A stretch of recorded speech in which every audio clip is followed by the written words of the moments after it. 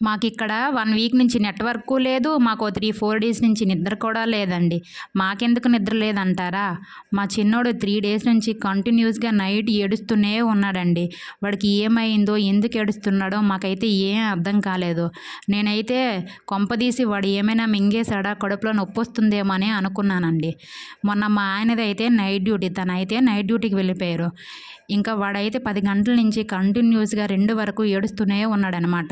ఇంకా నాకైతే చాలా భయమేసి మా ఆయనకి 1 గంటకి ఫోన్ చేశానండి. 1 గంటకు ఫోన్ చేస్తే తనైతే 2 అయ్యేసరికల్లా ఇంటికొచ్చారు. ఇంకా అరగంట సేపు ఉండి మళ్ళీ డ్యూటీకెళ్ళిపోయారనమాట.